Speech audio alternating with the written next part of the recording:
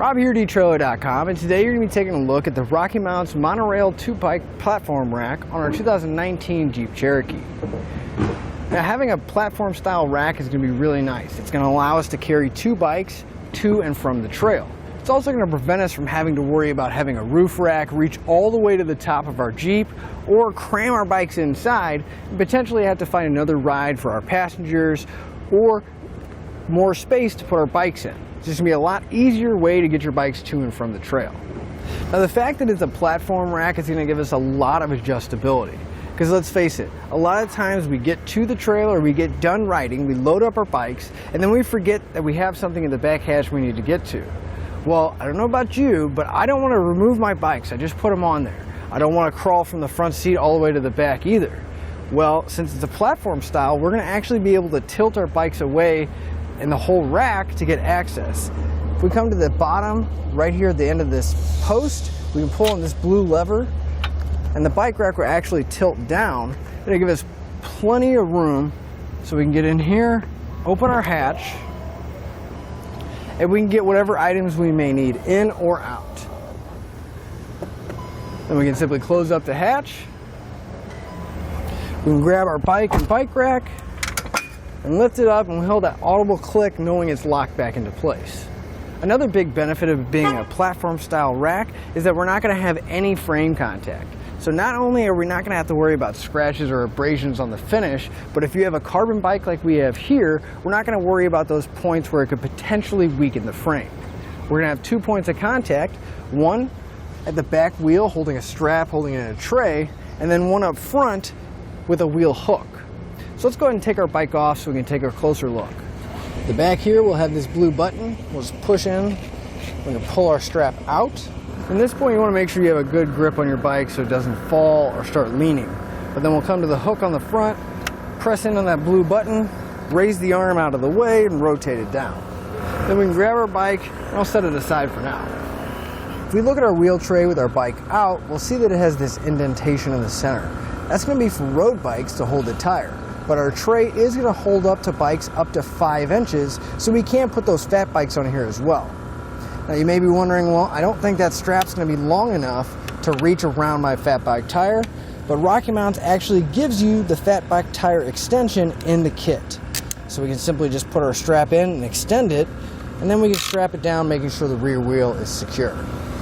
And our front tray is going to be very similar. We'll have that indentation to hold the tire, but again, it'll hold all the way up to a 5-inch wide tire.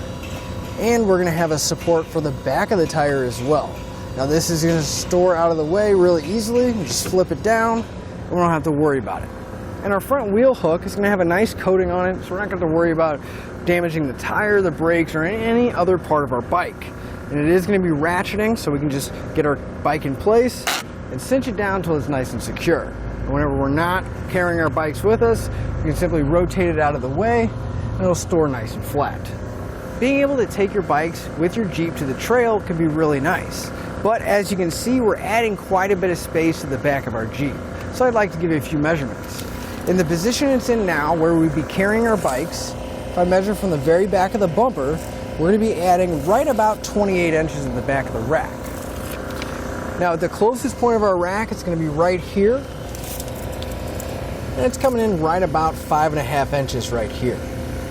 Now, as far as ground clearance goes, you can see that the shank is going to come straight out of the receiver tube, and then it is going to go up. So we're not losing any ground clearance, but at the very back of our rack, at the lowest point,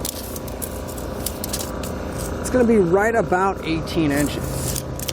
I know there's situations that we can get into where we don't have this much extra space, whether we pull into a parking spot or even just pulling in the garage.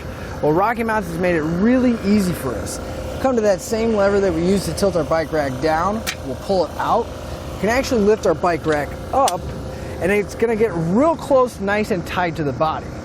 But now if we come to the same spot on the bumper and measure to the farthest point back, we're only adding about 10.5 inches, so it made quite a bit of difference.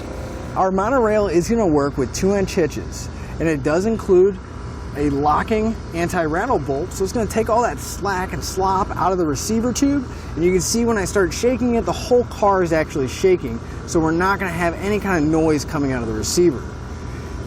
And it is going to come with a cable lock as well that we can lock right here, and both locks for the cable lock as well as the hitch lock are going to be key to like.